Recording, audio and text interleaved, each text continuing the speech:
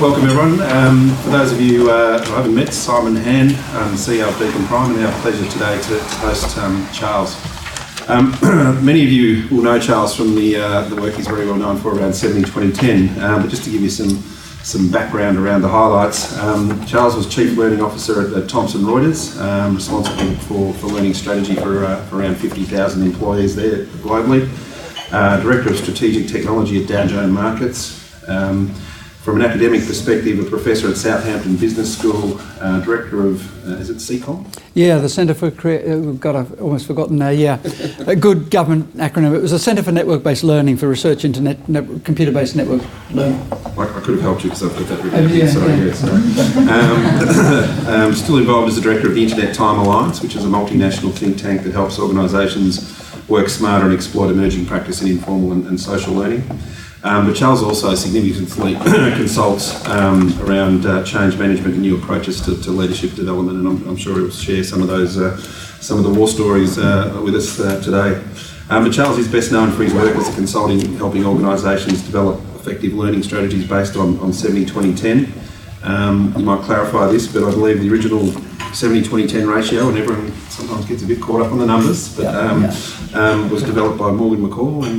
Morgan McCall and his people at the Centre for Creative Leadership in North Carolina. Yes, yeah. But Charles has very much subsequently established himself as a thought leader in this area. So today Charles is going to share with us exploiting and embedding learning in daily workflow and how it's essential for agility and sustainability in the workplace. So you came to hear from Charles, not me, so I'll hand over. Thank you. Thank you very much, Simon. Good afternoon, everybody. It feels a bit as though it's very formal, isn't it? It's all straight lines and all that sort of stuff. Yeah, and I'm going to be talking about learning in the workplace and learning informally and all that sort of stuff. So, how much time do we have? An hour. Great, okay. Please, if you've got any questions, observations, comments, just raise your hand, catch my eye. You know, I'd like to pick things up as they go along, if that's possible. As Simon said, I've spent a long time working in learning from different perspectives. I think I was speaking at a big event in Singapore yesterday, and I was talking to the person who was introducing me, and I said, I think it's about 40 years, but it's quite frightening, really. But most of my work over the last 25 years has been around how we can help people develop their capacity where it develops best, which is actually close to the work. And I'll talk through some research that shows that the most effective sort of learning that almost any human being has is in the context of where they're going to use that learning. And as we're all sitting in straight lines, I'd like to give you a little test, first of all. So could I ask you just to think for a minute about one or two of the most impactful learning experiences that you've ever had personally? And it might have been when you were a child and you learned to ride a bicycle, or it could have been last week at work or yesterday. It could have been when you were inspired by someone or something, or when you were challenged by someone or something. So can you just spend 30 seconds thinking about that? I'm not going to ask you what it is, but I'm going to ask you something else. So the question I'd like to ask is where that really impactful learning experience occurred. So could you just raise your hand if that really impactful learning experience occurred in a workshop or a lecture theatre or a classroom? Would you like to just look around the people at the front? So just hold your hands up, please. So, yeah, okay, so 1, 2, 3, 4. Okay, 4, okay. Can you raise your hand if that really impactful learning experience occurred as part of what you were doing when you were trying to achieve a task or work on a project or whatever? Could you raise your hands there? Okay, if you look around. I've asked that question probably to about 20,000 people over the last 10 years. And I might not sound it, but actually I was born and brought up about 300 miles up the way from here. And like most Australians, I really quite like a bet. And I would put money on the fact that asking any group of people that question, about 80% or more will respond that their great learning experience occurred as part of the workflow, as part of it was either a project that went really well or didn't go well, or it was a a really inspirational manager or colleague or something like that. And the point is, I think from the point of view of learning professionals, we need to think about that and think about how we're going to exploit that. So about some strategies. And actually, effective learning practice has its pedigree as old as civilization itself. I live about 20 miles from this place here, Stonehenge. And you know, when you look back into early history, this is 5,000 or 6,000 years old. When we look back at how humans developed then, they developed through learning from each other. They learned through experience and practice and conversations and networks and reflection. And even if we go back into the original inhabitants here, in terms of 50,000 years of culture, you know, the Aboriginal people, essentially the ultimate social learners. There was no written language. They learned through storytelling. They learned through, I mean, this is a modern this is a modern painting, but they learned through, you know, drawing maps like this, and the whole process there. So when we think back as to how humans learn, we learn essentially through work. The social learning that the Australian Aborigines sort of took to a high level is really around, that's the 20 in the 70-20-10, so collaborating, sharing, improving in order to get some sort of outcome from that. But I think that if you look back at the big picture in terms of what's driving the changes and why those of us who are involved in helping develop talent or provide learning or helping our workforce work better, there are some really important changes which are taking place, and I've certainly seen them in my career, big changes. And this new work environment is really driving the need for people to perform more and more, to innovate, to increase productivity, and to what I call work smarter. And there's a whole range of drivers around this. There's not drivers, but factors that affect this. There's increasing complexity. I know of no one who's working in a job now, and when I've asked them, is your job now more complex? Is what you have to do now more complex than what you had to do 10 years ago? I can't think of any situation where someone said, no, it's easier now, simpler. More decision making. McKinsey and Company did a big study in the States that showed that 20 years ago, jobs that were transactional, where people just followed, learned how to do things, and if you were working on a production line, for example, you learned what to do on the production line and you just did it. That in fact those jobs in the States have not increased at all. In Western Europe, in other developed countries, I'm sure are exactly the same. No increase in those jobs because a lot's been automated. And people who were in roles 20 years ago that were transactional, those roles are no longer transactional. They have to deal with ambiguity and decision making and so on. So there's a whole new set of skill requirements that have come along. I was looking, actually, I think I took it out of my bag just before I came in. I was looking at a Forbes Asia magazine yesterday, and they had the 20th wealthiest people in China. And of the top 20, there was about 15, and they'd generated out their wealth out of things that didn't exist 20 years ago. It was all high-tech, entrepreneurial, high-tech and internet-type stuff and so on. So there's new skill requirements for jobs and roles we didn't even, hadn't even thought about. There's increasing speed, there's greater agility, needs for greater agility, and there's more teamwork. And we're seeing some big changes occurring in this one, I think, in terms of how we think about developing our people, in that more and more organisations are coming to the view that the annual performance cycle in organisations, in other words, we carry out a performance review process. Linked to that is some sort of talent process where we do talent identification, talent workshops, talent management processes. Linked to that is also all the HR IS technologies that underpin that. Linked to that is development objectives, defining learning pathways and all this sort of stuff. Actually, more and more organisations are coming to the view that that's not fit for purpose anymore. Accenture's the latest one.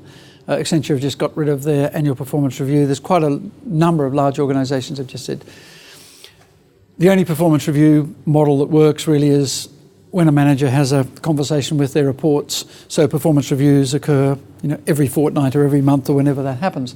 So the other challenge about that is that performance reviews are based around individual performance, but very, very few people achieve their objectives each year by themselves.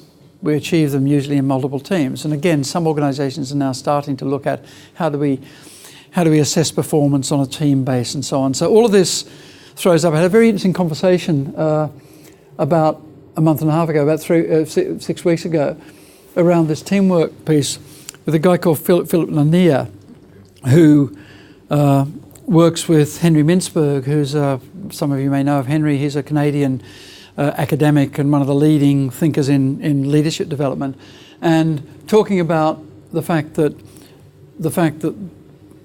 this is happening, that there's more teamwork, therefore performance review systems are no longer, in 5 or 10 years' time, we probably won't do it.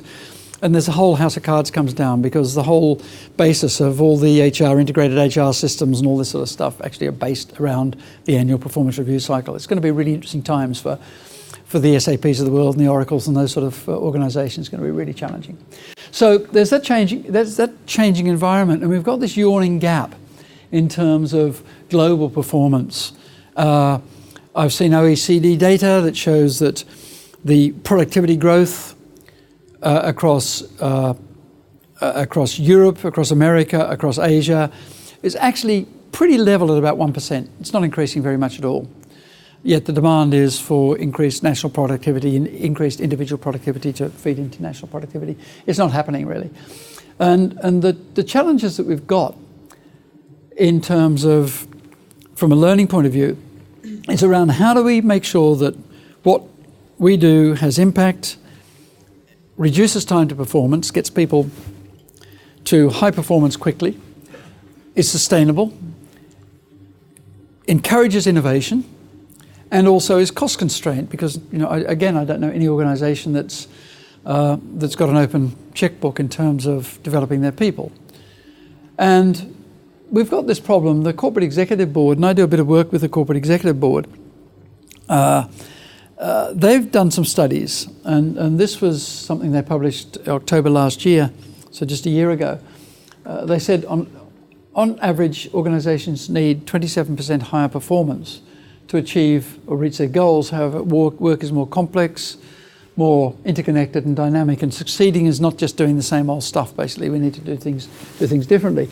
And that was a piece of research which they surveyed 7,000 senior executives, managers, plus 69 HR directors across government and not-for-profits and commercial sector.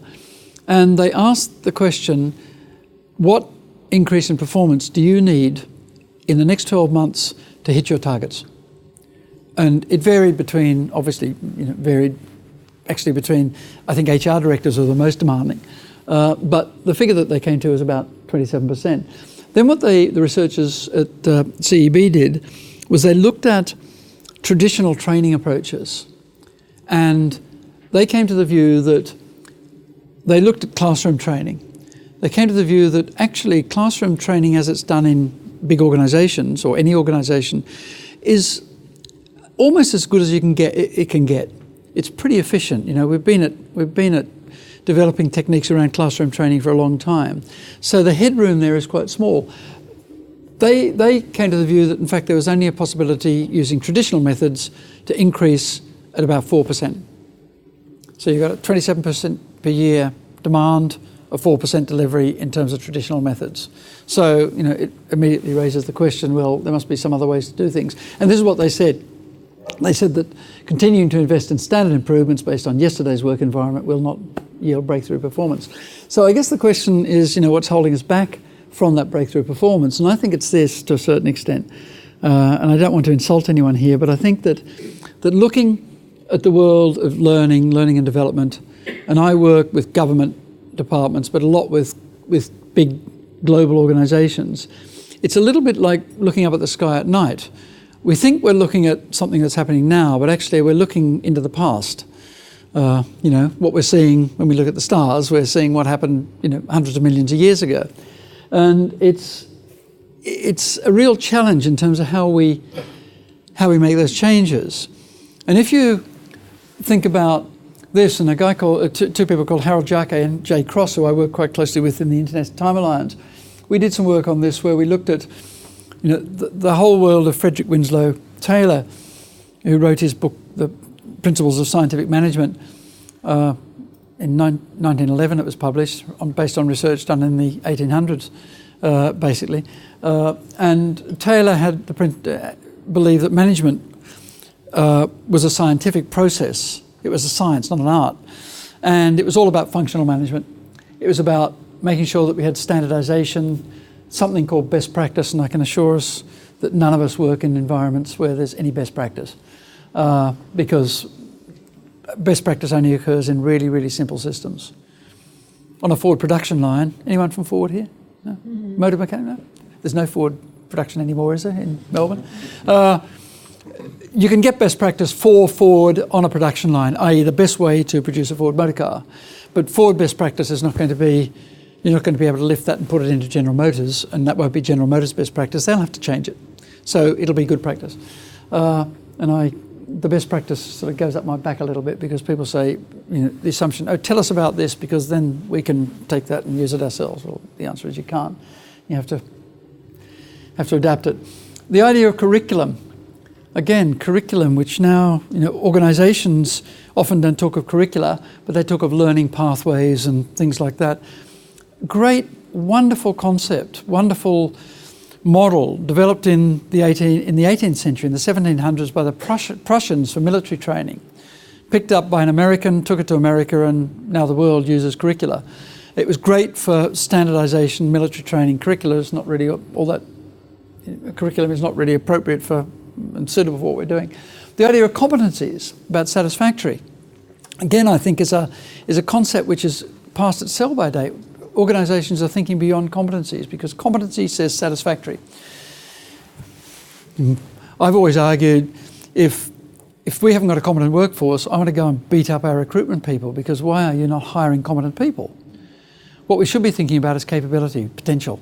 How do we extract that potential? And then workers as part of the machine as opposed to workers as co-creators. So we've got this change occurring, this flow really. And I think that what's happening is, in the past, work and learning were separate. Now work and learning need to be a common process. And a lot of the work I do on 70-20-10 is all about that. I'm going to flip through this very quickly because I want to get to talk about 70-20-10. But I was talking to a guy called Brad Benson, who's the Chief of Staff at Intel, a couple of years ago. And he had this little model, and we did a whole pile of, we sat over a meal and drew all these little mathematical formulae. And I thought this one was a simple one, where if the rate of change in learning, in other words, the rate of learning is greater than the rate of change in the organisation, or greater than the rate of change that is influencing the organisation, you get success. If it's slower, you get failure. Organisations that don't change don't learn fast. And Peter Senge knew that in the 1990s when he wrote his book and created the concepts of the learning organisation and so on. So breakthrough performance is all about continuous improvement. There is no doubt that organisations, and there's a lot of research that shows that organisations that focus and support continuous learning outperform others hugely. Doesn't matter what field you're in. Good news, most of the value of organisations is actually in people.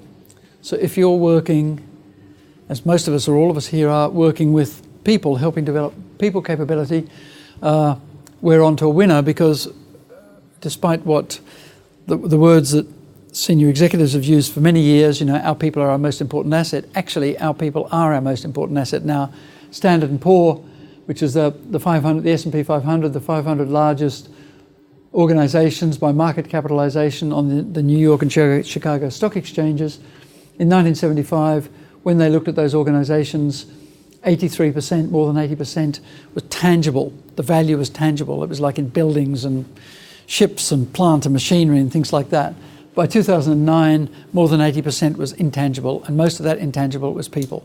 So you look at companies like Google, Amazon. Sure, they've got big data centres and things like that, but when you look at the market cap, the value of those organisations versus the tangible value, there's a huge difference, and that huge difference is the people. It's in tribal knowledge, it's in IP, it's in the people, it's in the brand. And we've seen some great examples, or some not so great examples, just recently. Volkswagen, absolute classic example where people don't do the right stuff and the value just disappears. What was it, 33% or something went off the stock price of Volkswagen?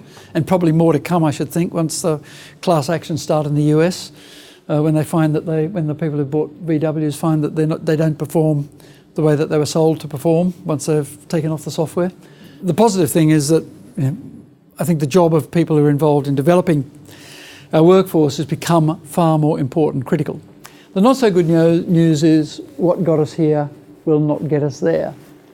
As the Corporate Executive Board's research found, I like this photograph because this guy's a guy called Derek Daly, who's an Irishman, who was a Formula One, an Indy car driver back in the 1980s. And he had an incredible crash, Derek, in an IndyCar race. This is a photograph of him.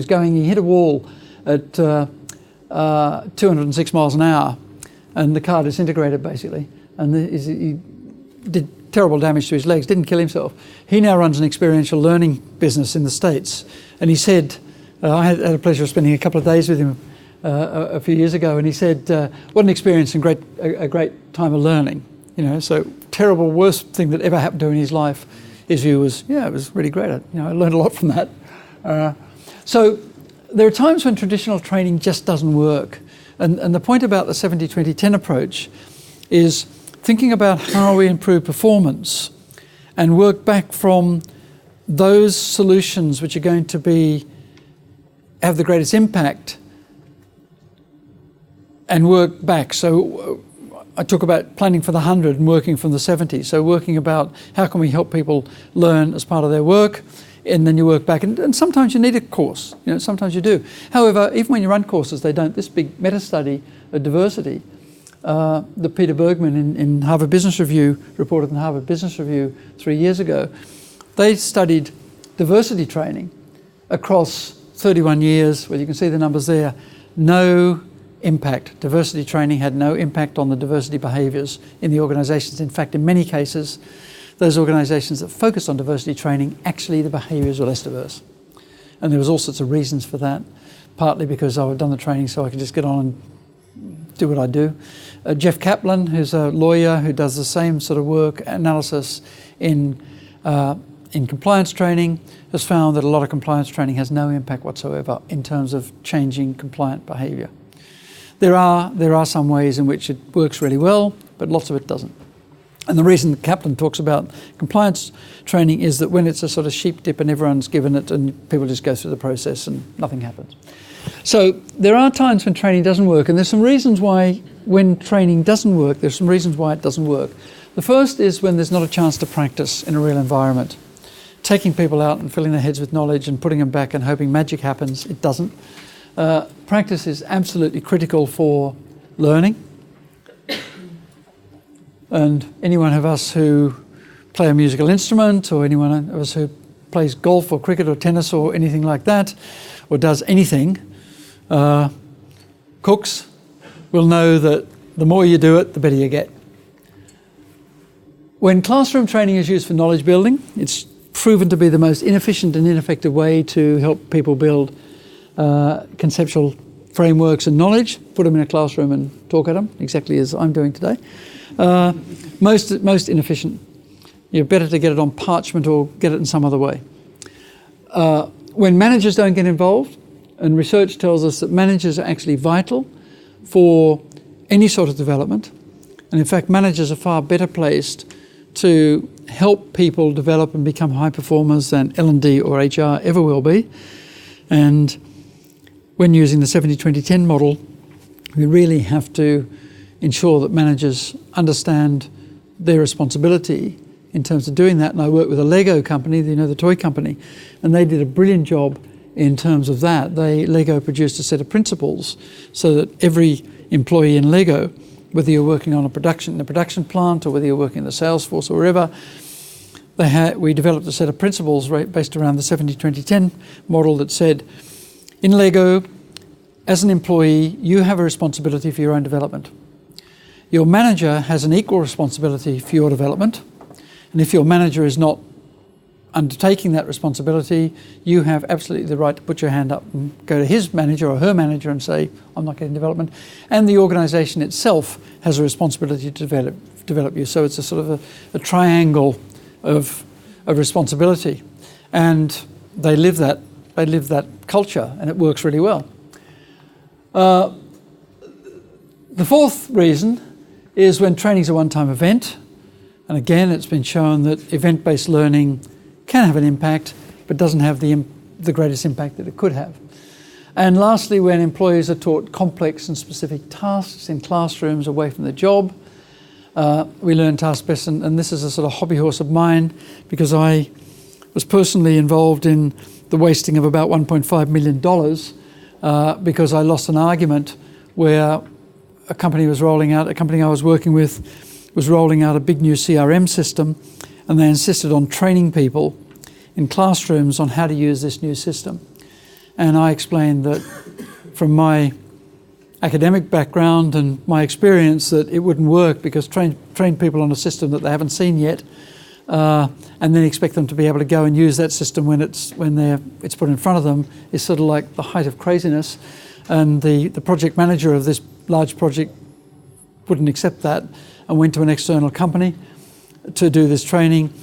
They at one stage they had 47 trainers travelling around the world, delivering 1 and 2 day training to a large number of people, about 20,000 people. I saw some of the content. There was one stack of 400 PowerPoint slides that people went through. I had my team put together some little performance support, some little quick walkthroughs, but with running times between, I think the shortest one was 15 seconds, the longest one was 2 minutes. Put it on the internet. They got hammered. People accessed those hugely. The value that we got out of the training, it certainly wasn't the 1.5 million that we paid for it. If it was 100,000, we were lucky, I think. So, and the problem with that is they were trying to teach people tasks, how to do this step. Yeah. If you're open to a question, Charles. Oh, absolutely. Why do learners cling to wanting training, particularly with systems? It's comfortable.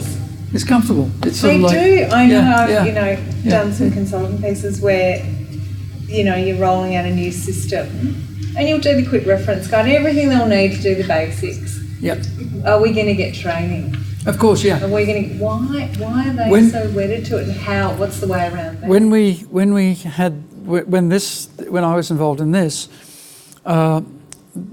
explained how we could do it by using a performance support solution, giving some exactly that quick reference guide, some quick little walkthroughs and things. And one of the senior people on the project said, "Okay, when you've done that, when are you going to train them then?" And I said, "You don't understand this, do you?" And so I think that we can't separate learning from schooling. That's the problem. We've all been through school, we've all been through universities or colleges or whatever, and in our mindset, and lots of doesn't matter who you are, it's difficult to separate learning from schooling. And yet, we learn really well. Eric Schmidt, who's the chairman of Google, who was the chief executive of Google, I heard him interviewed, and it was really interesting. And the interview was about, someone questioned him about why doesn't Google take advertising on its main page? So if you're not logged into Google, you go to Google, what do you see? What do you see on the page when you access Google? Or Professor Google, as I like to call him. What do you see? A little box and a little doodle across the top, sorry? Graphic. A little graphic doodle, and then underneath it there are two options. Do you know what the two options are? I feel lucky. Sorry? Yeah, that's right, that's it. Search and I feel lucky. I've never used the I feel lucky, I don't know whether they do. But someone asked Schmidt, they said, clearly, Google there would be a huge revenue stream for Google, because how many billion hits does the Google homepage get every day? So, Google could make huge amounts of money. He said, and his response was really interesting. He said, our psychologists have told us that part of the success of Google is that people will always take the shortest and easiest route to find the answer of what they're looking for. And that if we clutter it up with advertisements, it'll be a barrier in terms of people finding it easy to use. And I think with this stuff, training people on systems and processes. I don't know what you're like, but what I've experienced is you roll out a new finance system or a new HR system. Everyone goes through training. When you come to use it the first time, what do? You turn to someone beside you and you say, "Excuse me, Sally, have you used this? Can you just show me how to do this?" And no, "Oh, Simon, have you done this?" "You haven't." "Oh, okay, so I'll ring the help desk. I know what I want to do, I'll ring the help desk." And then I might, 3 or 4 options down the way, I might pull this bit of shelfware or this training manual off the shelf and flick through it.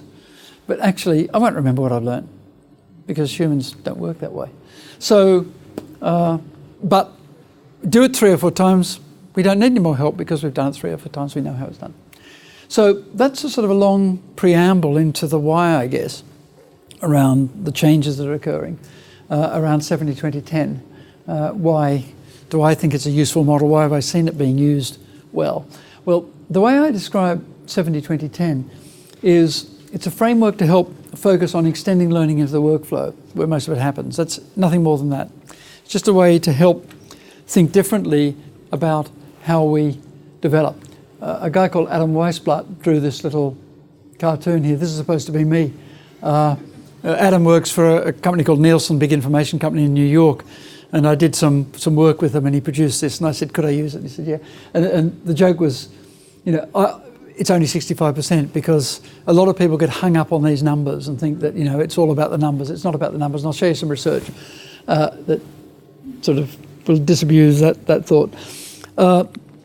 What I think that 70-20-10 helps us do is it helps us get out of that course and program mindset and think about how we're solving problems. And I talk about it from courses to campaigns. And I was talking earlier with Simon and some of the folks here, saying that I think that's a really major change.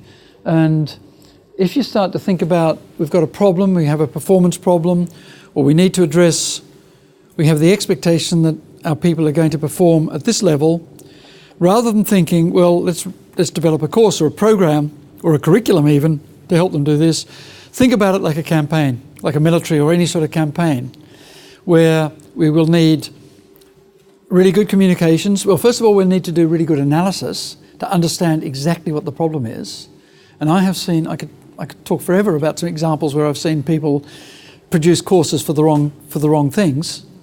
I'll tell you one. I was working with a woman and her team she was the head of sales for EMEA, for Europe, Middle East and Africa, for a big financial company. And her sales force were missing their target by 12 million euros a month. They were under their target 12 million, so it was a big, serious problem that they were facing. They got me in to help them because they thought that their programs in terms of developing their selling skills weren't up to it. And so they asked me to come in. And I put them through a very simple performance consulting process, which is simply a consulting process of asking questions. And I asked questions. I sat down with this woman, Susan, and 4 of her senior managers. And we talked through various things that the salespeople were doing and what they weren't doing and so on. And I asked 2 questions, and it was very interesting because they saw the problem as being they thought they needed to get a new supplier, a new provider of their sales training programs. And I asked the problem, I said, where is the greatest value for you from your sales force? Where does it come? And they said, someone in her team said, it comes from retaining our clients, because the cost of sale, we have to put a lot of effort into getting our clients. But once the clients buy our products and services, the 2nd year, the 3rd year, the 4th year, the effort we have to put in is less, and that's where the real value comes out. And I then said, well, how are your sales force bonused?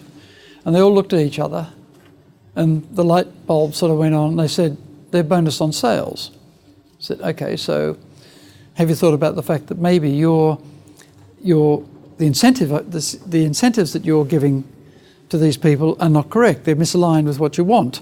Have you thought about changing your incentives to retention of clients as well as sales? And we talked through it, and she turned around to me and she said, we don't need you, do we? we don't need another sales training program. I said, I think probably not. Just go and readjust your incentive scheme. And that's what they did and overcame the problem, because people were being incentivized to do stuff which wasn't creating the greatest value. Incentivize them to create into the right area, solve the problem. The people were actually good, generally very good salespeople. They all had the skills. They'd all been through the Hathaway training program. They all knew exactly how to do it, but they were just doing what gave them the best value for their bonuses. So thinking of it differently is really important. There's other research that shows, and I'm not going to labour this point, but again, Corporate Leadership Council did this work that showed that activities which are integrated into workflow for managers and individuals have the largest impact on performance, and not just performance, but also on, I can't see here, this is around engagement, this one here. So this one here, that those people that engage in, it was 11 or more activities of on-the-job learning per month, were 3 times more productive. In other words, their performance is 3 times greater, and the level of engagement for those people who engaged in on-the-job learning was 2.5 times higher.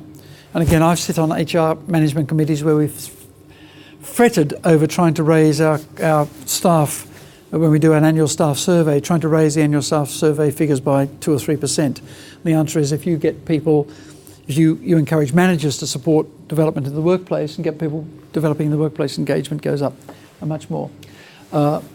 Burson by Deloitte carried out a study that showed that organisations with strong informal and social learning, again, are 3 times better at talent development than those that don't. So there's a lot of arguments around that. And I think the answer is that when you look at how people develop, they develop in a combination of ways that will include some or all of these. We develop by rich and challenging experiences.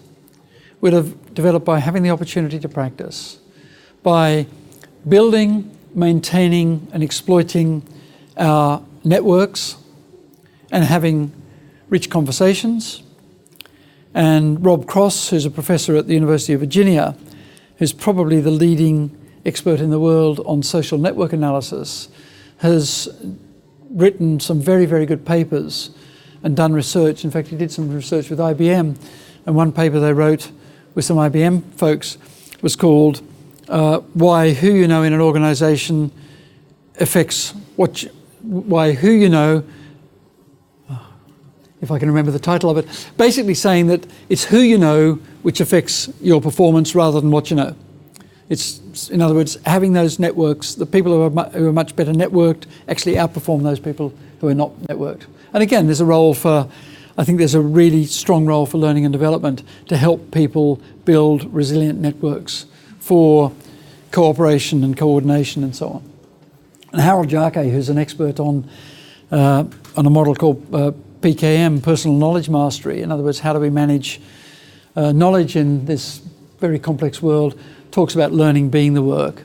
And I think in many, many organisations where people earn their living from their heads rather than their hands, that is the case.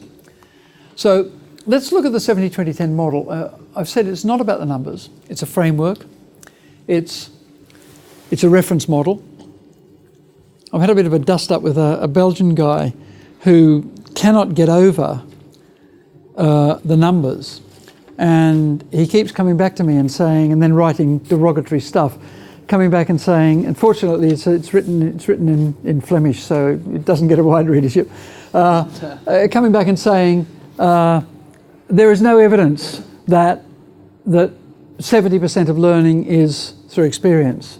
There is no evidence that, and the answer is yes, of course, yeah, okay, I buy that, but that's not what this is about. It's a change model. So it's not about the numbers. Some organisations don't call it 70-20-10.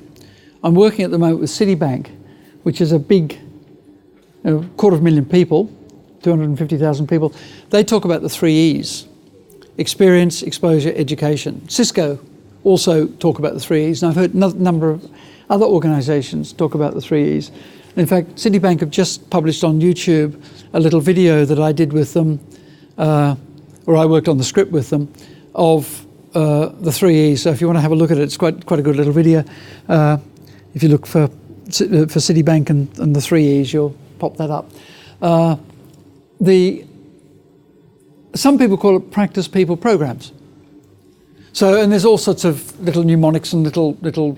I was working with E.ON, the energy people, and they've come up with some little mnemonic which is EON, whatever, for that. So people do that. The actual research came out of a study from the Centre for Creative Leadership, and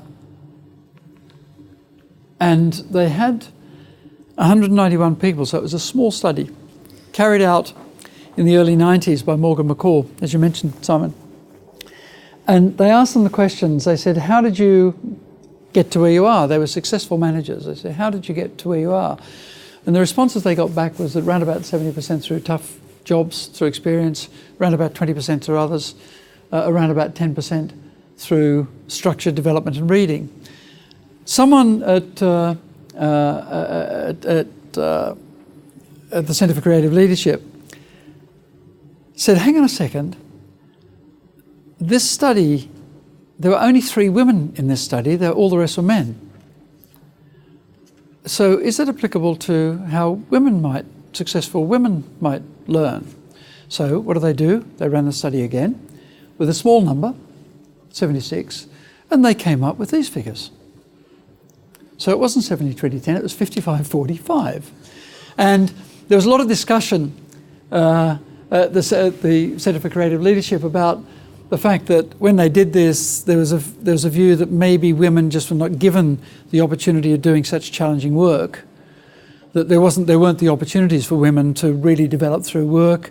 And then there was lots of discussion about whether women were actually more collaborative and cooperative and work together and so on. So the point is, I think that it's not about the numbers, it's simply about this model. And what I've put down here is just, there's a whole range of research going back, when you look at academic research, going right back to Alan Tuff from the University of Toronto back in the late 60s and 70s. And this percentage here was where these different studies found the skew in terms of where the learning occurred. So Alan Tuff found that about 70% was in the workplace, and that was sort of the social and the 20 and the 70 together. These folks all did the work. Lloyd Dobbs, a woman called Victoria Marsick, who's a great researcher, has done a lot of work. She's at Columbia and still doing work on that. She's produced a lot of figures as well around that. But I think that the point is, as I say, it's a model. And if you think about it just in terms of, okay, most of what high performers learn, they learn through experience, practice, and reflection.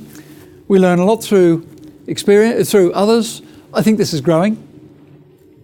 I think with the changing structures of organisation, increase of social media and all that sort of stuff, we'll learn more and more through and with others, increasing teamwork. And when you look at different organisations, it'll vary as well. So if you're working in a highly innovative organisation, you might be working in somewhere like pharma, or you might be working in high tech. You'd expect it might look something like this, that you're learning because you're doing teamwork, you're doing a lot of creative and innovative work, so your learning through teamwork is very high, as well as experience. If you're in a highly regulated organisation, it might be different as well. So one of the things I always recommend against is L&D departments saying, oh, we want to make sure that we've got 70% of this and 20% of this, and don't do that. Just think about making sure you have all the bases covered. And I look at it like this, and the important bit, don't worry about this bit up here really, because that's Joe Raylan's work. I've just written a book with a couple of colleagues, and I offered it to anyone. Is anyone a Dutch speaker here? No? Okay. I offered it because I didn't want to take it in my suitcase back to the UK. I've written a book with a couple of Dutch folks. This is a Dutch version. The English version's out this month. And we based a lot of the theoretical basis of this book on this chap called Joseph Raylan, who's an American academic who's done a lot of work and has written a tremendous book on work-based learning. But basically the model is like this, that if we think about point solutions where learning is separate from work, the value that it'll realise, well done, it will realise value. When you get up into here, bringing the learning closer to the workplace, the value that can be realised is much higher. And when you do this, you're starting to move from simply providing point solutions into providing point solutions plus providing continuous opportunities for continuous learning, continuous development in the workplace. So when you start to develop solutions, you start with the 70-20 and then you move back to the 10. This isn't my brainchild. IBM, more than 10 years ago, produced this model, which says exactly the same thing. IBM talked about access phase, event-driven point solutions, where learning is separate from work, with realised value up on the left here. Integration phase, learning is enabling work. This is the work, this is what happened in here is learning management systems appeared, large-scale enterprise systems, blended learning sort of emerged from here. But IBM determined that this on-demand learning, where learning is actually embedded in the work, that's where the real value comes out. So as I say, the 70-20-10 sort of very much aligns with this work done by IBM Consulting. I just put the 10 and the 20 and the 70 at the bottom there. So 70-20-10 is a sort of different way of looking at development. It's thinking about development, social learning, exposure to others. This man, does anyone know Jerome Brunner? Anyone come across him? Probably the greatest educational psychologist of our era. He's a researcher at the University of New York. He had his 100th birthday last month. It's quite staggering. He's been working since the 40s in this area. And Brunner once said, our world is other, we don't exist without others, and therefore, if we're going to do anything, we do it in the context of others, and therefore we learn in the context of others. Brunner also asked a question once, which I think is very powerful, about what's the difference between learning physics and being a physicist. And his answer was that, we look at these, this is a photograph of the physics honours graduates from King's College London in 1923. And Brunner asked whether when people get their certification, their degree or their certificate, are these people physicists? This man we know is a physicist.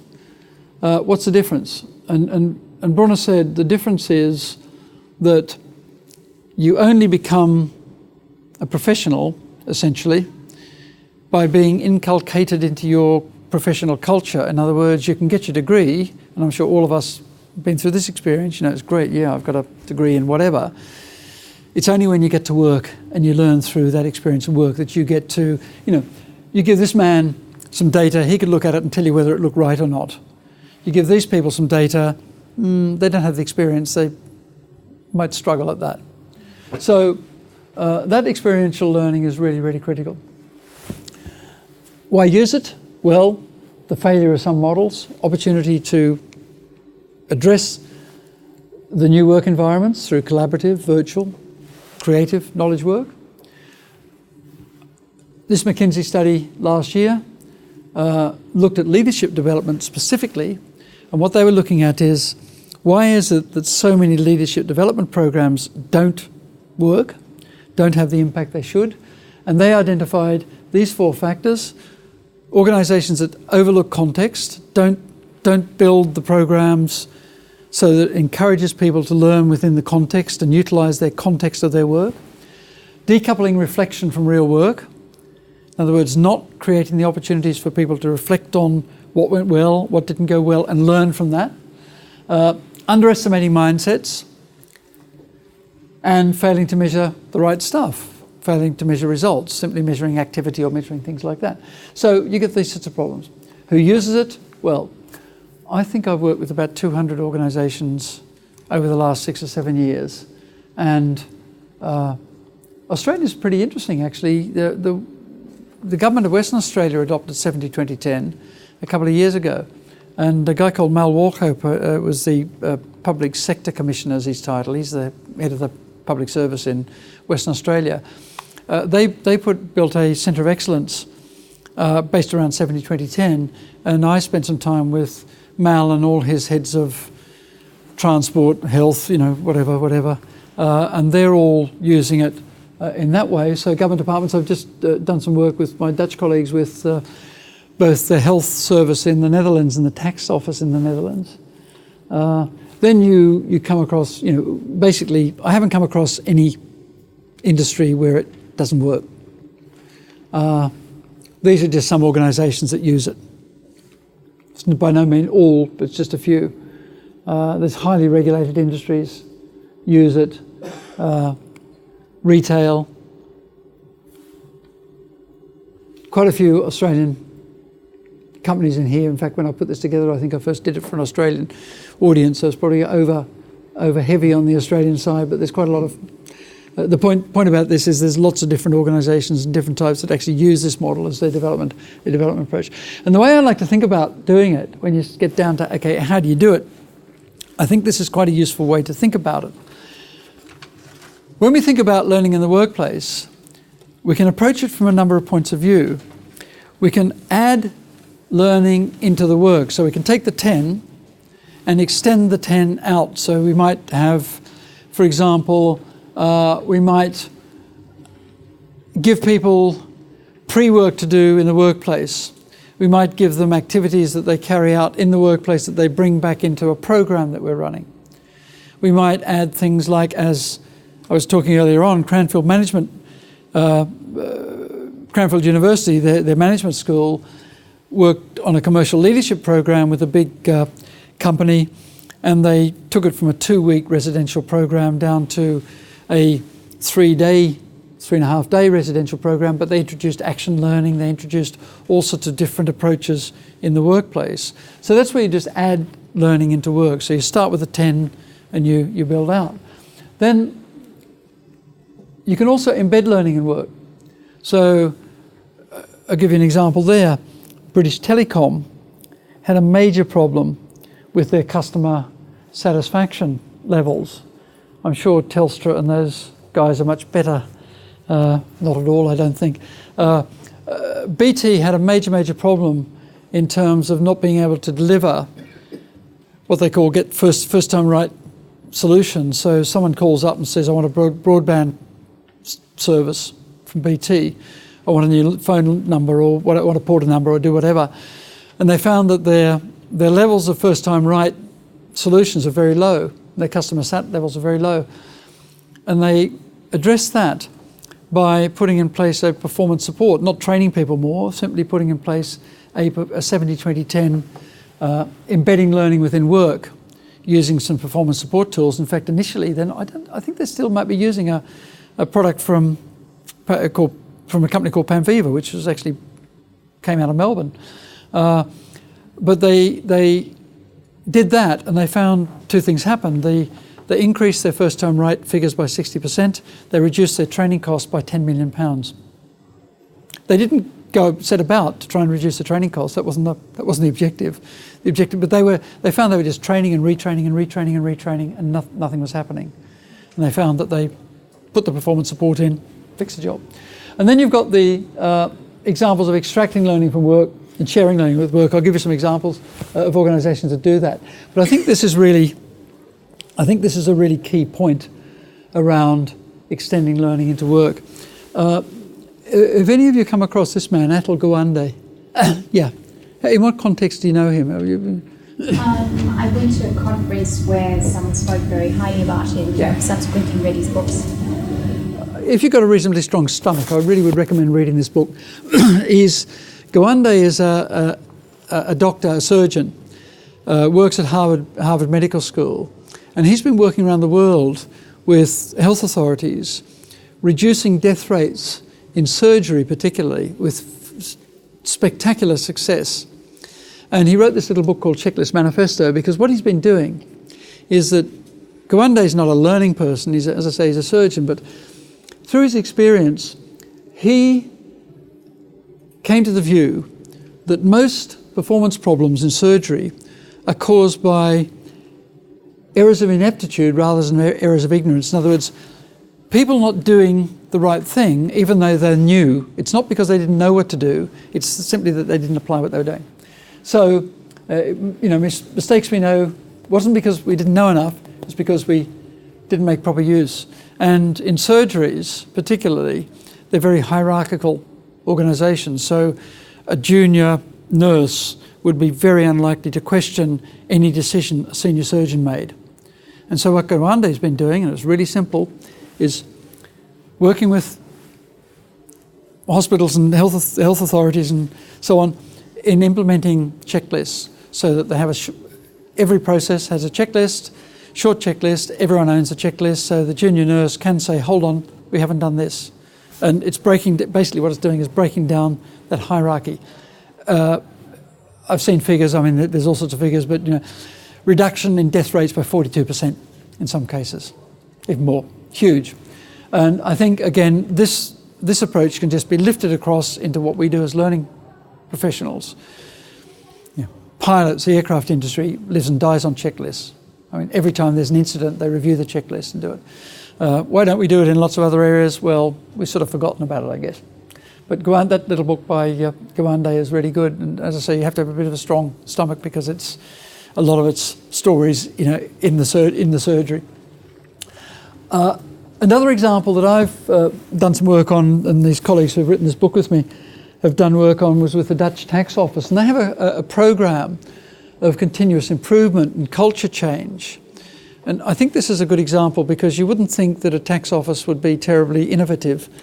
But in fact, what they did, they had a 6-day training program in a particular area, and they found that even after 6 days, people still couldn't transfer that knowledge into the workplace. They couldn't do the stuff.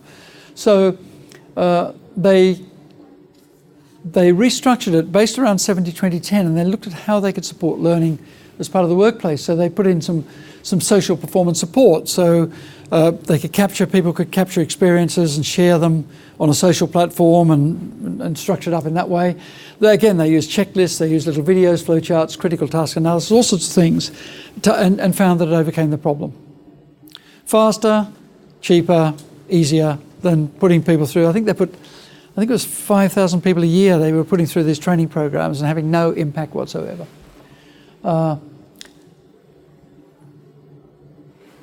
Other examples I'd point to, I won't spend any time because I'm sure the time's running out, but I really would recommend if you go to YouTube and just search for Danone, One Learning a Day. You know Danone, they make Activia yogurts and Evian water and so on, the French company, about 27,000 people. Danone was very traditional. 4 years ago, the only way, if you were an employee of Danone, the only way you could learn was to go to a course. It was the only thing they offered. They use 70-20-10. They don't call it 70-20-10. They call it One Learning a Day. And what they've done is change the culture of the organisation so that people are encouraged to reflect what they learn every day. They've got little apps to be able to share with your team, your daily learning. And the learning development department pick the gems out of that and share them more widely. That was driven by the chief executive and the head of digital marketing. So 2 senior people in the organisation drove that process through. It's changed hugely. And they've got a little One Learning a Day video which explains all that on YouTube. Citibank, again, have done around campaigns. They have a campaign called Be More, which again is tied to all that. And in fact, what they do there, and I've got in here somewhere, I've got one of their little cards, yep. One of the things they've done, which has been very effective, and I've encouraged people to do this, this is just a little credit card thing they use, and they give this to all their managers as part of their Be More program. And it says on the front something American cheesy, world's greatest boss. Transform your one-to-one meetings into development conversations with these 3 questions. And on the back it's got 3 questions. And the 3 questions are, when are managers having a one-to-one? The first question is, what have you done since we last met? Let's talk about the successes, failures. Just reflect on what's happened. The second question, actually, they've flipped the way I usually use it is the other way around, but they said, what have you learned? And the last question is, what would you do differently next time? So it's just a little sort of aide-memoire, a little tool for managers to use to help managers turn operational discussions, operational meetings into operational and development meetings. So, and Citi are doing some really, really interesting stuff in this way. And again, a big organisation. Qualcomm is a high-tech company in the States that came out of Hewlett-Packard, and they have something called 52 Weeks, which is a program where they capture stories from people in the organisation. And the learning department does that. They go around and interview people and just capture a story, and they don't use any technology. They simply capture the story, write it up. It's delivered as an email every week. People sign up to the 52 Weeks program. Every week you get a story from somewhere across the organisation of a big challenge that people are facing or some great successes they've had. They actually did it for their onboarding process to get people to understand a little bit about the culture. Now pretty well everyone in Qualcomm receives that 52 Weeks program. Those emails, and it gets archived on their intranet, so you can go. But when people join the company, first thing as part of the induction is go and read as many of the 52 Week stories, because you'll learn a little bit about this company. Lego I talked about, BT I talked about. Reuters, when I was at Reuters, we did all sorts of things which helped us move our mindset. I had a budget of £37 million for learning and development when I was at Reuters. The best money I spent was on pizzas, without a doubt. Without a doubt, absolutely.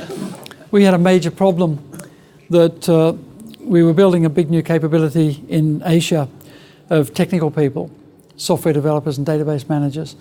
And traditionally we'd brought those people on board and then put them through the standard Microsoft certified system engineer training and the Cisco CCNA and various other training. But we had to hire 1,800 in 15 months. And it was, first of all, going to cost us an absolute arm and a leg, and it wasn't going to be fast enough. So the learning manager in Bangkok came to me and said, I've got this idea that maybe we can do something differently. And so what we did was, rather than putting them all through the structured development, the average age of the employees in Bangkok was 24.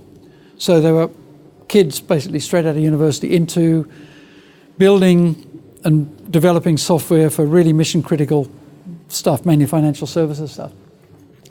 And so what we did there was, with the approval of the head of Asia, the head of the centre, who was also the head of the centre in Beijing and various other centres, we agreed that managers would identify high performers that they would release for 3 hours just once. But they'd also release their other people for 3 hours. So we held, every Thursday afternoon, we held this pizza afternoon. So you get 20 or 30 people, number of people in this room, into a room, give them pizzas and soft drink, and the learning team would work with 2 or 3 high performers who were identified as being high performers working on difficult projects or challenging projects or had done great stuff. And the learning team would coach them in terms of their presentation skills and their communication skills. And often an L&D person would be with them, and they'd just talk about what they were doing and share what they were doing. And it was incredibly powerful, because it was a great learning experience, but also it was a great networking experience. So if someone was working on a project that ran into a challenge, they knew that 6 months ago they'd listened to this guy talk or this woman talk, and they were 3 floors above, and they'd ring them up and solve it. It was tremendously powerful. It enabled us to really increase the level of production and increase the productivity without huge cost or effort or anything.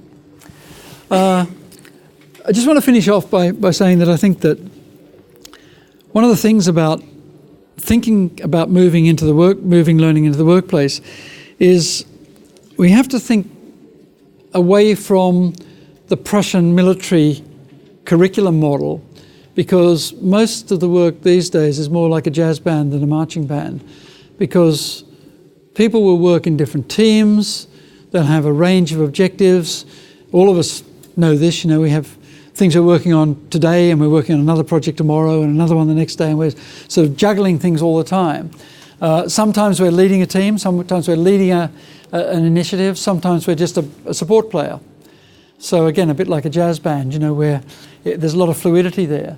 And I think that if you think about that as the sort of environment that we're trying to support, it helps us think about doing it in a way which is going to be more appropriate.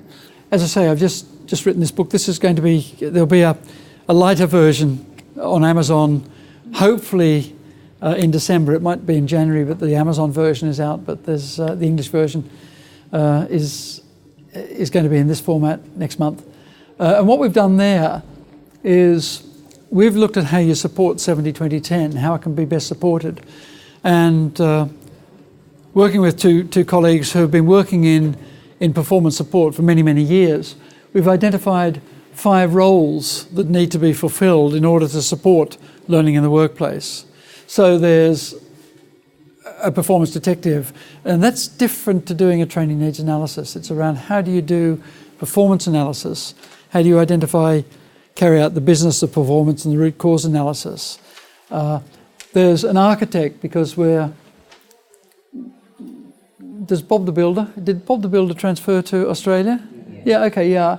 I usually say, what we need is more architects and less Bob the Builders. Because we need to step back and think about how we can architect solutions rather than, have we got our tools to do the fixing. There's a builder role, and again, very different to an instructional designer. Designing for performance solutions is very different to being an instructional designer. It requires a whole set of different processes in order to do that. There's this role which is around what we call a game changer, and again, all of these roles may not sit in an L&D department. A game changer probably won't. That's around how do you make sure that your communication, your campaigns are put together in such a way that they have impact. And again, Citibank are doing that well. I've been working with Citibank's internal corporate comms and internal marketing departments in terms of building these sorts of this. It'll be more campaign and so on, which really has impact to change the culture, change the way things are done. And then there's a performance tracker, and again, that's very different to using a Kirkpatrick 1, 2, 3, 4 type model of measurement. It's actually looking at performance measurements and performance metrics and KPIs and all those sorts of things, and how do you tie those into what you're doing. So I've talked for a long time. Well. Okay, right. I write an occasional blog, so if you just Google Charles Jennings and 70-20-10, you'll probably find me. There is a bit of confusion because I actually set up an organisation here in Melbourne called the 70-20-10 Forum, which I have no connection with whatsoever now, and in fact it's still got a lot of my stuff in it, but it's nothing new. But if you want to get hold of me, find me on LinkedIn or find me on Twitter, or there's a blog that I publish stuff on. We do have time for probably a few quick questions. Yeah. If anyone does need to get going, please feel free. But if you've got any questions for Charles? Yeah. It's interesting talking about the checklist. We try to move away from the checklist because all people do is tick it and then say, well, we've done it because we ticked it, and then those skills or that transference into the workplace doesn't happen. But the leaders, and especially maybe HRDs, HR directors, say, but all those boxes have been ticked. How do you counter that? Well, I'm thinking about using checklists as part of completing tasks rather than showing that you have the capability. So in other words, using checklists to simplify complex tasks and complex work to make sure that stuff gets done. That's where I think checklists. I understand that, checklists, yeah, have you done, yeah, can you do this, can you do that, can you, well, actually, no, the only way, it's a bit like, how do you assess learning? There's only one way to assess learning. The only way to assess learning is just that people can demonstrate that they can do it.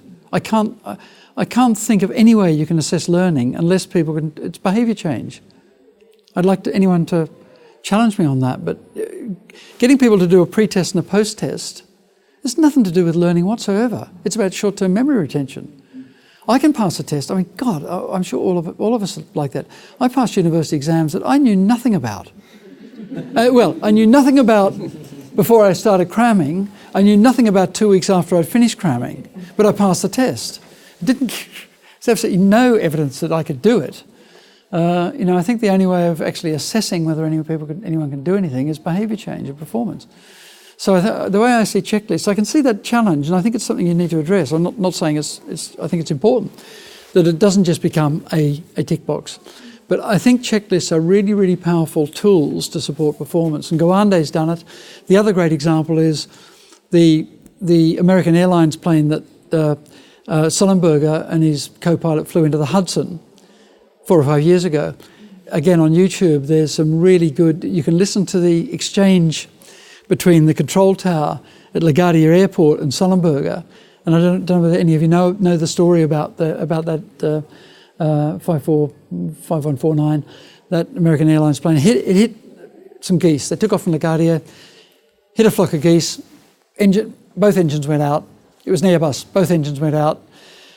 The co-pilot was flying it. was the first flight he'd done on he was an experienced pilot, but he'd never been on an Airbus before. It was his first flight in an Airbus. The captain, a guy called Sullenberger, had 15,000 hours on an Airbus. And it's very interesting. You listen to the exchange between the control tower and Sullenberger. And Sullenberger was just going through his checklist. That's all he was doing. Sometimes he's just ignoring the control tower altogether. Other times he's giving them a bit of feedback. And it's really interesting. He had 3 minutes between when they got hit and when they landed in the Hudson. And after about 2 minutes, you realise that Sullenberger has worked through his checklist and he's making decisions, and the guys in the control tower are just way behind him. It's a really good example of how a checklist saves lives, basically, how you get the stuff done. And he just went through. He went through and did all the stuff on the checklist and made the decisions based on what it was. It's sort of an interesting example of where they really work. Yeah. One of the challenges I've seen is getting the managers on board, because a lot of managers seem to have the view of, oh no, that's a training department's job. Yep. What are some of the ways you've overcome that? I think that there's a number of ways. One is, if you develop a standard set of processes around performance consulting, is really important. I mean, I think that one of the challenges that any L&D person has, and I've certainly had it, is that you'll have a manager who comes and says, I've got a training problem. I want a training course. Worse still, I've had managers come to me and say, I want a 3-day training course. And you have to be really tough. I've sat across the table from a manager and said, what in the bloody, excuse me, what are you talking about? They say, no, we need a 2-day sales training course. And I say, why? And then I get them into a consulting conversation and say, okay, what's the problem? What problem are you solving? Who's involved in the problem? What are these people doing now? What do you want them to do? Starting those discussions, and I have actually sometimes just been blunt and said, look, you tell me the problem. I've been working in this field. I would consider myself a professional. I sort of know how people learn. I know what we can do. I'll answer the how. You tell me the what. You tell me what you want to do and answer how. I was saying again earlier on to Simon and his team, I quite often give a little bit of an example of why managers are really important. Well, have any of you come across Mary Broad's work? Mary Broad is a person who wrote a book in 1986 called The Transfer of Training. It's still absolutely relevant. And Mary and a guy called John Newstrom did some work around when you run classroom courses, what is it that has the most impact that transfers into the workplace that means higher performance? And they came to the view, and in fact, two other researchers, Harold Stolovitz and Erica Keeps, did exactly the same sort of study in 2006 with 14,000 people in the States. And what they showed was the most impact, if you're doing the 10, the most impact is what the manager does before and what the facilitator trainer does before and what the manager does afterwards. And in fact, I often show them Stolovitz and Keeps research, and actually if you have a look at a SlideShare deck of mine called 70-20-10 in action or something on SlideShare, and you'll see the Stolovitz and Keeps research is in there with the graphs. And I've shown it to managers and I said, look, unless we do this, unless we really understand that this is going to be the right solution, and by the way, unless you support before and afterwards, nothing's going to happen. We can spend all the time in the world, we can put all the resources into it. If you want to do that, great, but I don't.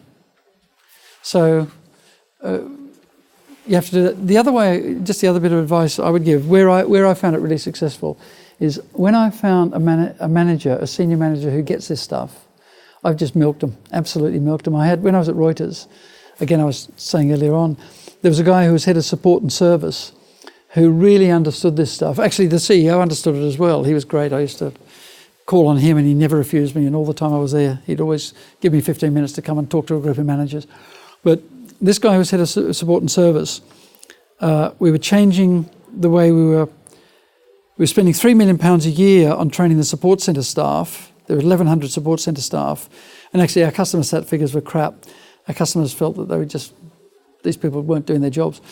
And yet we've been training them on all the products and so on. So that wasn't the answer. They knew all the products. Yeah, they knew all about the products. They just couldn't do their job. And so we decided we put in place all sorts of things, such as some real-time information for them, some little e-learning modules, some floor walkers, some brown bag lunches, all this sort of stuff.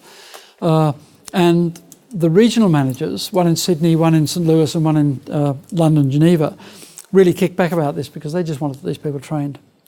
And what I did was I went to Richard Bevan, who was their boss, and he understood it. And I said, Richard, we're going to do a little e-learning program here just to explain to everyone about how we're going to change the way we develop the staff, so everyone's got it. And what I'd like you to do is I'd like you to do this e-learning program for us, you to be the front man for it. He said, yeah, okay. So we got him in a studio, we interviewed him, we got all these clips. So this little e-learning program was mainly about Richard Bevan saying why this was a good thing to do. Did his regional managers come in line? Of course they did. Absolutely.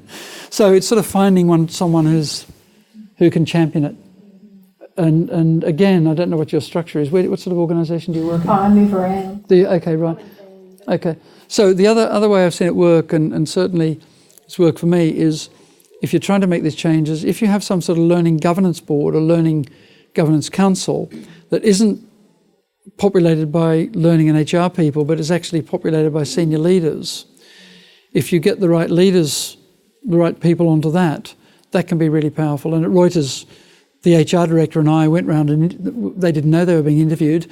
We went round on the pretense that we were explaining to senior managers what our new strategy would be, i.e. 70-20-10 and all that. And we effectively interviewed about 18 senior directors around the world in terms of giving them these briefings. But what we were looking for was those that we thought would be very supportive and focused on it. And of those, we picked 9 and asked them just for 2 hours of their time once a quarter to sit on a learning governance board. So when we started to make the changes, all the communications came from the learning governance board. And when I ran, when one of the people in my team or I ran into problems with someone and some manager would say, just train them, I'd say, well, actually, that's not the way we're going to do it. And if there's a problem, let's just have a meeting with you and me and David Schlesinger, who was the editor-in-chief at the time, and David. And he'd say, oh, I said, because David's made this decision that this is the way we're going to do it. He'd say, oh, so often those meetings never happened. And I'm afraid it's sort of playing politics, but actually that's the way it works, it's the way that organisations work. So you have to be smart. But sometimes it does involve standing up. I've had a project manager sitting across the table screaming at me, just train my fucking people. And I'd say, I'm not going to do that. I'm not going to waste the company's money. If you want to waste the company's money, I'm quite happy to go and talk to the chief executive with you. And I'll explain to him why I'm not going to do it. And it's really tough to do that because sometimes managers will try and pull weight. And, it's difficult.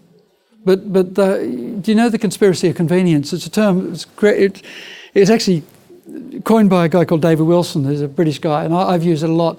And he talks about this conspiracy of convenience. I think it's lovely. So the manager comes along, there's a problem there. People aren't selling or doing what they should be doing. We need a training course on this. And the L&D or training manager who feel that their job is delivering training, take the order, produce the training course, people do the training, they don't measure it really. Nothing happens, everyone's happy. Because the manager's done their job, they've given the people training, the training person's done their job, they've delivered the training, but no, and so it's a sort of convenient conspiracy. And you sort of have to break that conspiracy. So Charles, any further strategies on that by using the compliance example, where it might be that it's a requirement of the organisation? Yeah. So the selling is harder. Sure. Yeah. And the behavioural change, that learning demonstration. Sure. Yeah. I think there's 2 sides to it. One is if you've got compliance requirements, which might be through regulators, that might be industry regulators or government regulators or whatever, you can't get away from it because the bodies that regulate this stuff just don't understand it. They're still living in 30 years ago. They're the only way that they can measure compliance as far as they're concerned is that people have been through a compliance training course. And actually what it's really about, to be honest, mostly is about keeping the chief executive out of jail. So that, we say yes for compliance. If you think that the Bank of America didn't have lots and lots of compliance training before 2008, of course they did. Did that make compliant behaviour? No, it didn't. Would it have been worse if they hadn't had compliance training? Who knows? So I think there's one bit where you have to just say, okay, sometimes we just have to do the compliance training. And the answer then is to make it as efficient as possible. I don't know what it's like in Australia, but in the UK, every employee has to go through fire awareness training every year. It's a legal requirement from the government. We have to go through what we used to call the hour of death. You had to go through, and the HR would chase you up if you hadn't done your fire awareness training. Now, when I was at Reuters, we had a little training company that used to come in and do this hour of death, and everyone would be rostered on to go to this training. It cost us £120,000 a year just in the offices in the UK. The way we resolved that was we built an e-learning program. We got a company called Kineo, which are actually, I think they have presence here. And they were just starting out at the time, and actually one of the Kineo founders was a PhD student of mine years ago. And we got them in. They produced a little compliance training, a little fire awareness training module. I think it cost us £25,000 to produce, and we allocated £5,000 to keep it updated every year. We monitored, and people had to go through that. So it was costing us £100,000. To get this thing built was £25,000 plus £5,000 a year, so we were saving ourselves huge amounts of money. We monitored the amount of time that people spent doing this over the first couple of years, and I think the average time was 8 minutes, because all they had to do was to go through. They had to answer a test, because that's what the requirements was to be able to pass this test. And most people didn't even go through the content. They just went the test, tried it a couple of times, got it, and finished. It satisfied the regulators. It was just, that was an efficiency measure. So I think that's one way to deal with that. The other way, in terms of making sure that compliance training is effective, is to give it context. In other words, make sure that it's scenario-based, or it's actually tied into things that are meaningful to people. Jeff Kaplan, with his work on compliance training, said the major problem is that it's not customised to individuals, so people are trained on things that they're never going to come across. Or it's so generic that it's not specific to them. So again, I've seen some really good examples where there's been some reasonably immersive compliance training. I've seen some ethics stuff that's been really well done through technology, where it's been customised to individual roles and individual sorts of situations, and that will have an impact. It's just the sheep dip stuff is sort of wasting time. Other questions for Charles? Thank you very much, Charles. I think we probably all encounter challenges with implementing 70-20-10, and you always reassure me we're on the right track. So thank you with a lot of research. But thank you very much, and if we could give a round of applause.